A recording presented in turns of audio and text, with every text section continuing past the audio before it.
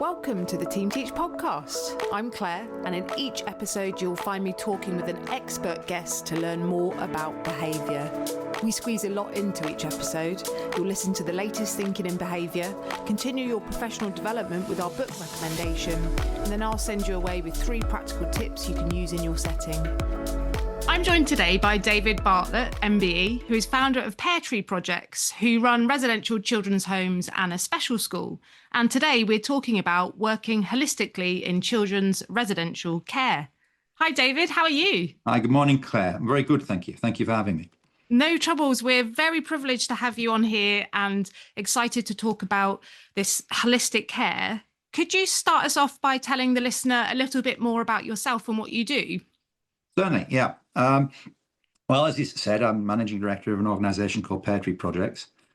We look after, at the moment, up to 26 young people in different homes that are all survivors of abuse in one form or another, and have suffered, what is commonly termed adverse childhood experiences, but usually to the higher end of the perceived scale of that kind of thing. We do that. To do that, or either to be able to achieve that, we employ about 100 people. So we're quite a sizable local employer. I'm very fortunate. I've got a lot of people who've been with us for many years. I started it 35 years ago, and I still have people that joined us in the 90s that are still with us.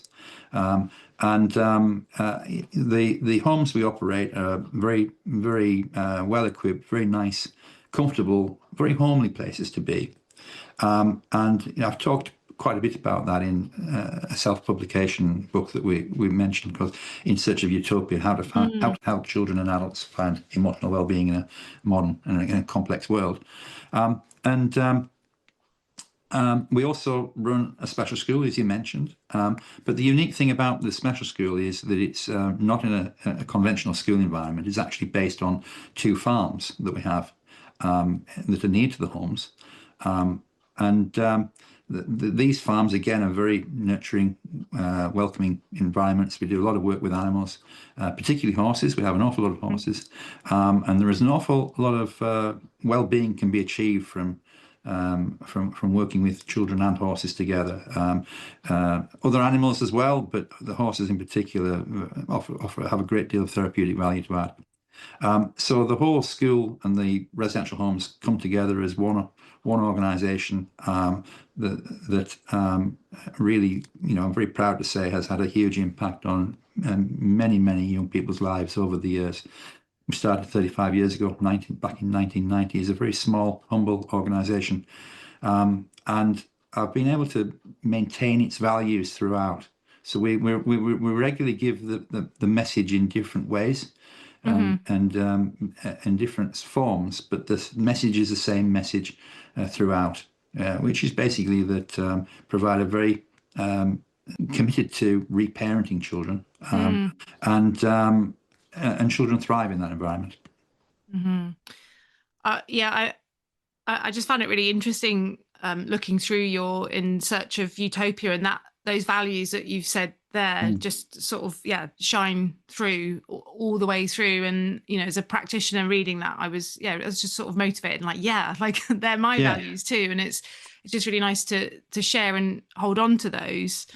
No, it's a very interesting subject. I think the values bit is really key to it. I mean, I think the original model that I designed back in 1990 worked on, in terms of, from a child's perspective, the impact, what has the most impact, and in what order. So the model was very clear. It was environment, the kind of environment, a nurturing, caring, sympathetic, stimulating environment, was what we wanted to create. And then the next step on that was the values. What kind of values are going to be presented by the people who live and work and function within that environment. And then following on from that was activities that I'd now rephrased to be experiences. What kind of experiences are we going to offer young people that are going to hopefully learn from those experiences and develop skills, and use those skills to develop lives for themselves. And that was a very basic model that's run through right the way through. But the whole issue of values was something that we really sort of conceptualized in much more detail, only about sort of 2015, 2016, when I came across an organization called the International Values in Education Trust, run by a gentleman called Dr. Neil Hawkes, who is the world leading authority on teaching values to children. I had the great pleasure of meeting him on many occasions. We worked together in terms of sharing ideas and things. He's spoken at the United Nations. But what he came across, which we found was really two lessons to learn. One was that the language of values is something that had been forgotten about. People stopped using the language appropriately, and in many cases had forgotten what key words like respect, responsibility, prudence, things like that actually meant. And the other thing was being able to decide what our corporate values were was a little bit more difficult because, for example, what I did was I asked our homes to go away and think about what they thought our corporate values should be, and to choose 5 and 5 only, and come back and sit around the table and we decide which ones we all had in common. And if I give you an example of that, one person felt very strongly that loyalty was a really powerful value that was really dear to them. But then when we think about the fact that we look after many children who are survivors of abuse, how does that fit in terms of helping them understand what loyalty means? And could that be misconstrued to mean to remain to be loyal to people who'd abused them?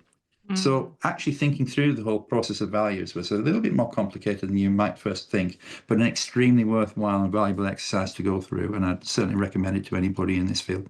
Yeah, that values-based approach is so key. We run on our courses, on Team Teach courses, at the start of any course that we run is all about our values as practitioners.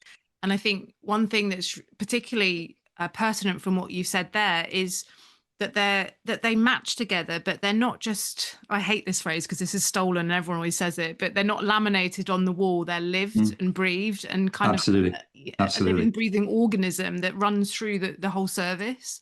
Exactly. And that was what was key to it, that yes, we were going to sort of decide on what our corporate values were, but we had to make sure that everybody lived and breathed and actually represented those values fully. As you say, I haven't heard that expression before. I think it's a great one. They're not just laminated on the wall. I think that's great. And I think that really sums up often what the problem is. And the other thing as well was, I think a lot of people interpreted that from an education point of view to mean that we give lessons to children on what values are. It's not the lessons that are important on values. It's about how you use the language of values throughout your everyday life, and how you represent those values are far more important than just teaching children about in a particular lesson on a Wednesday what values mean. Did you know that you can become a trainer and deliver Team Teach training to staff within your own organisation? Have the flexibility to choose when, where and who you deliver your training to throughout the year. Find out more about this cost-effective option on the Team Teach website. And I think that really linked us back to the topic about a holistic approach, where we can't just have a lesson on values or a lesson on life skills. They have to be lived, breathed in a holistic way. And I was really motivated, I think, reading In Search of Utopia, and particularly the bits that you said about environment and how you've chosen, I think, very carefully the environment and set up the environment in a really key way to help children to thrive. But I just wondered if you could share a bit around that, because I think that we sometimes underestimate how much environment impacts children. I think we do. And I think if I can refer recently, I had a very rare experience just recently. And a young girl who was a young girl in the 90s who had stayed in one of our homes for a couple of years.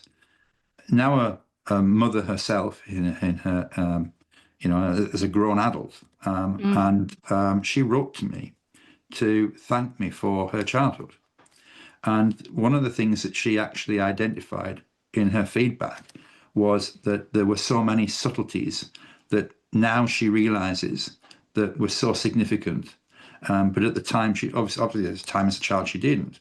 For her, I mean, she recalled a situation where I'd removed a poster from a bedroom wall because it was of a gangster rapper, half-naked, aggressive male, surrounded by cannabis plants. And she thought it was a great poster at the time, but I thought that was highly inappropriate for a young girl to have in a bedroom.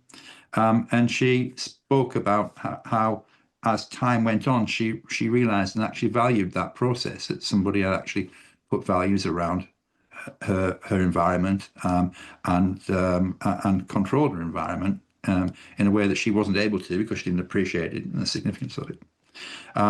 But I would even go back to saying, not just sort of in terms of pictures and things like our posters, but in things like colour schemes, and just in Search for Utopia, we go into the science of colours a little bit. And just a very simple example that can help listeners understand where I'm coming from is just very simply, if you have a bedroom that's painted green, that will help to relax the heart rate. That might not be everybody's favourite colour, but it does help to relax the heart rate. And if you have if you paint a bedroom red or black, it will help to stimulate the heart rate, and can actually bring about depressive qualities. So colours and things are actually quite important to the environment that we create. And as adults, I think it's really important that we actually create that environment that we want our children to experience and live in, and hopefully thrive in. But they won't thrive if they're getting the wrong messages, that from the values, but also from the environment that we create. Yeah, I know some of the science around the colours. I've had various trainings on it over the years, and it is kind of mind-blowing when it isn't as simple as paint something green, everything will be okay. Obviously, it's not it's quite Exactly. as magic as that. But there is something about, if our environments reflect this calmness, that in itself is infectious. And I interviewed a head teacher at a high school near where I live in Devon, and one thing he always prioritized in his budget was a half-termly repaint, touch up of all the corridors, even the subway linking the two schools on different sites. So it was immaculate. It was absolutely immaculate. And actually the children and young people in that school looked after it. So I think, I mean, that's anecdotal, but I think it's very important. I think, we've certainly always bought into the broken window theory, which is, if you have one broken window and you allow it to be broken for a period of time, you'll end up with many more broken windows. We've always bought into that and always maintained a very high quality environment, very highly maintained. But the key thing that I think you just mentioned there, that I think is really significant, particularly when it comes to outside environment, but not exclusively to outside environment, is actually encouraging young people to be involved in it, and actually being part of the process, and learning skills and helping to maintain things, is hugely important. And as I say, from a residential care perspective, it's really important that young people don't think they're being brought up in a hotel. That they're being brought up in a home, and the adults around them might be professionals, but actually it's important that they learn home life skills and how to look after themselves and their property and their place, their environment. One of the first things we did on that actually was, going back to many, many years ago now, and going back to the early 90s, was employ a full-time painter and decorator, who actually became an instructor, because what happened was we ended up having young people help him, and they got a lot out of that. And I think at the end of the day, when they leave our care and they go into the adult world, at least they would be able to make sure that they had somewhere nice to live themselves, that they would know how to paint and decorate properly as a skill. But it's those values coming through again, isn't it? To value the environment as a kind of core thread running through. But we're living and breathing that by giving people the skills, or children the skills, that they can utilize in later life. Absolutely. Absolutely. And whether that's painting, decorating, whether that's gardening, whether what other things that might be. We've mentioned we're very lucky we have farm environments. And there's a wealth of opportunity for young people to get involved in different types of skills and activities and experiences in that setting. But in a quite simple, straightforward domestic setting, I always say the children receive the message of what kind of care they're going to receive from the minute they walk up the garden path. So the garden needs to be very, very well looked after as well, and lots of nurturing going on. The plants that are being nurtured, as well as any animals that might be around, because that's a statement about values in itself. Things are going to be nurtured and looked after here. That's an important message to get. Yeah, it's implicit. That's interesting. I hadn't really thought of it in that way. That implicitly, as soon as we see somewhere, maybe our new home, Mm-hmm. if we're a child going into, Yeah, residential care, that implicitly we're picking up on all of these signals which tell us the completely values. agree. Yeah. Completely agree. I had the experience a couple of years ago of going around a number of different hotels for a specific reason in a short period of time. And whilst I've said that we're not talking about hotels and children shouldn't feel they're going to be living in a hotel, but it was very, very interesting to see how that in this small geographical area, these different hotels created a very different feeling the minute you arrived through the front door. And it really reinforced to me the importance of the work that we did in that, in terms of making sure that that the environment we create is very warm, welcoming, and cozy, because cozy feels safe, and there is a specific science to cozy. Yeah, cozy equals safe, and all of those kind of Yes. calming colors, Yes. Yes. textures, that you've mentioned. Mm. Within a kind of cozy home, safe environment, I know you mention, or actually across your website and your ideas about animal assisted therapy Yeah. and the use of animals to help children that have had traumatic experiences. Just wondered if you could share more about that, because I found it really interesting reading the bits from your book about the differences between animal assisted therapy as opposed to just having animals Yeah. around and how we use them. Well, this is an interesting, or a subject I think you'll find interesting from a therapeutic point of view, and that I Mm, think the word therapy is very, very greatly misused. mm, Just because there is a dog on site doesn't mean it's a therapy dog. Right. I think we've got to be clear about that. But that kind of context is used for lots of other things I've found as mm-hmm, well.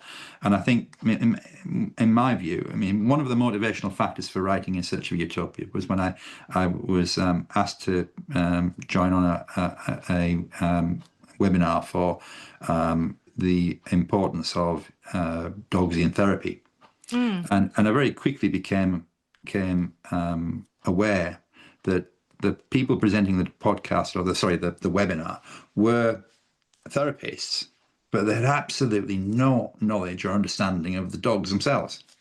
And in my view, if you want to get the best out of this process, both the people who are involved need to be experts in both children and animals, mm, not just one or the other.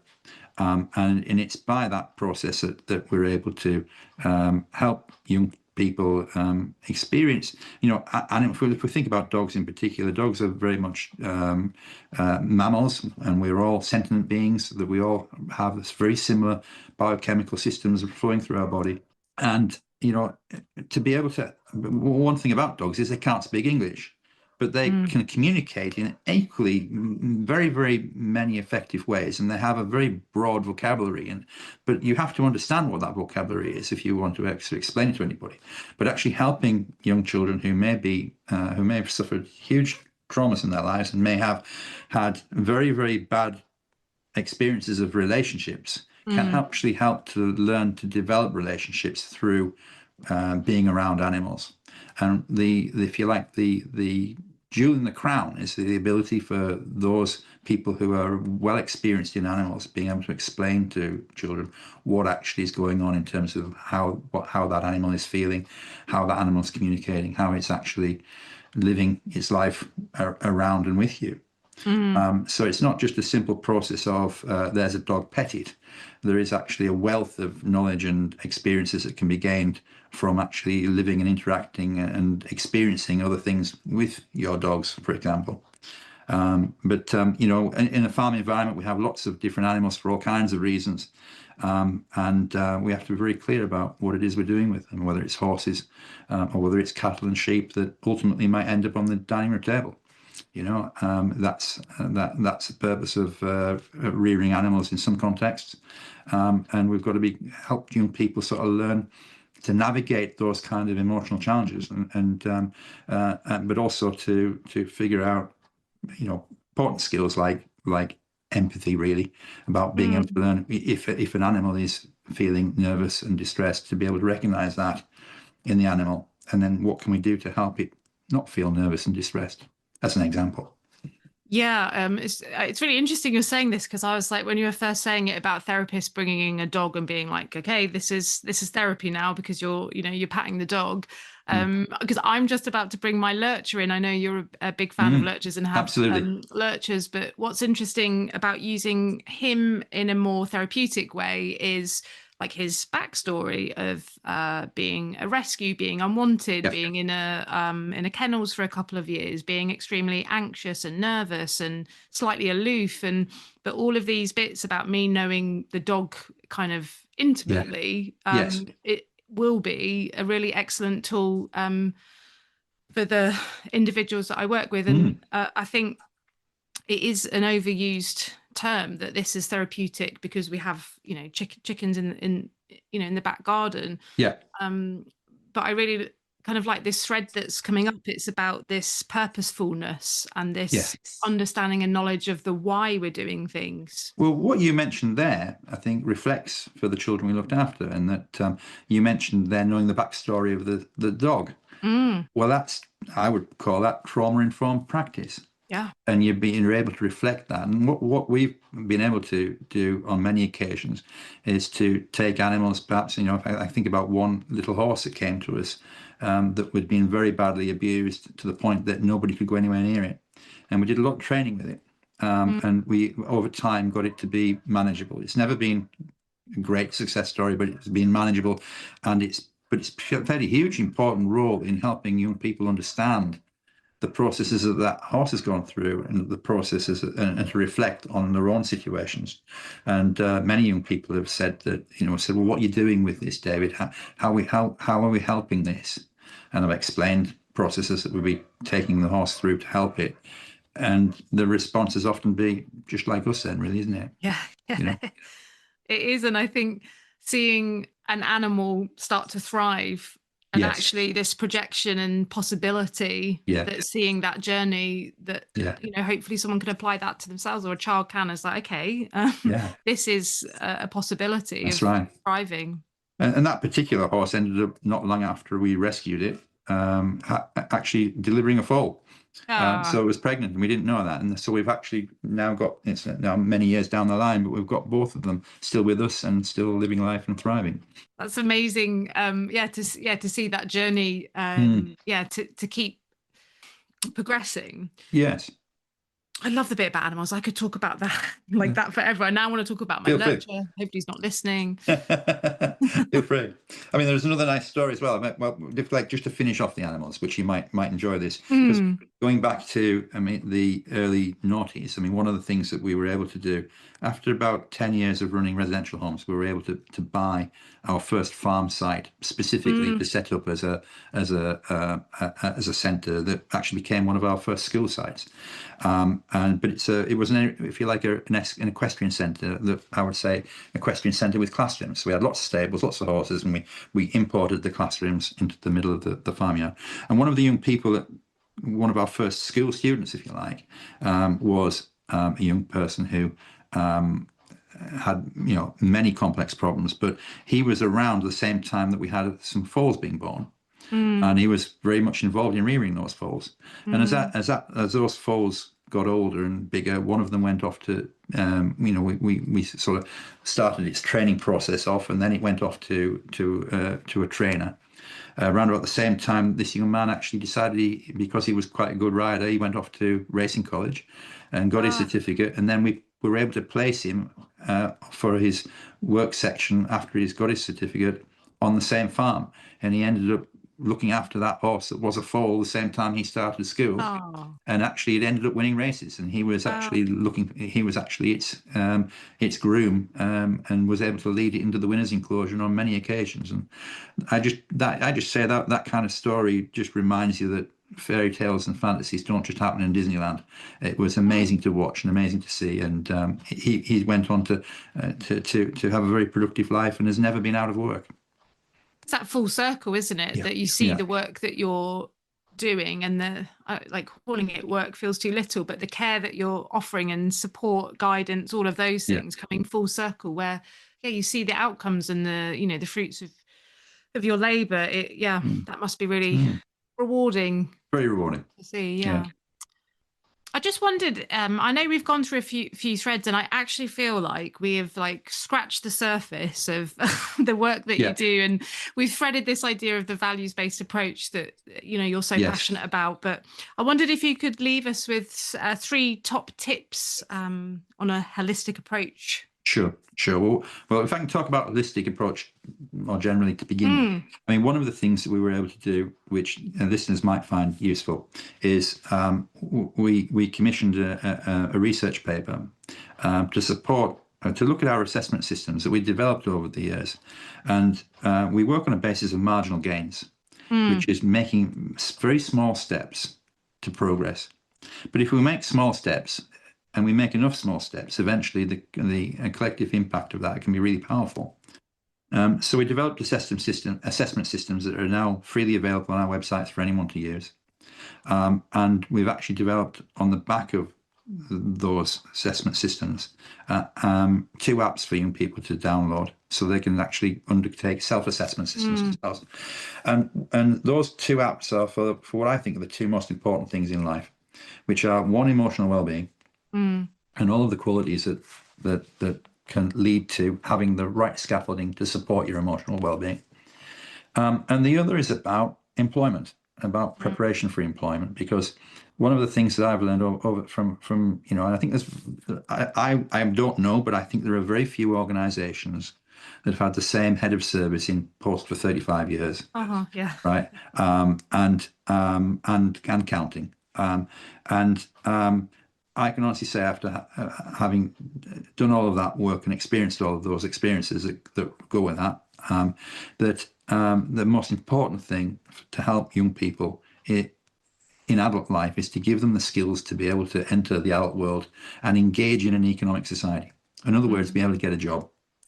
So the app that we developed was to help young people prepare for employment, because that's probably the most important thing we can do, particularly if we want to stop the cycle of abuse, where young people grow up and then follow similar traits to their own experiences with other young people and other children. And the best way we can do that is to make sure that people are engaged in an economic activity, because when they are, everything works. They have social networks, support networks, structure, routine, and also income to help pay the rent and to keep everything going.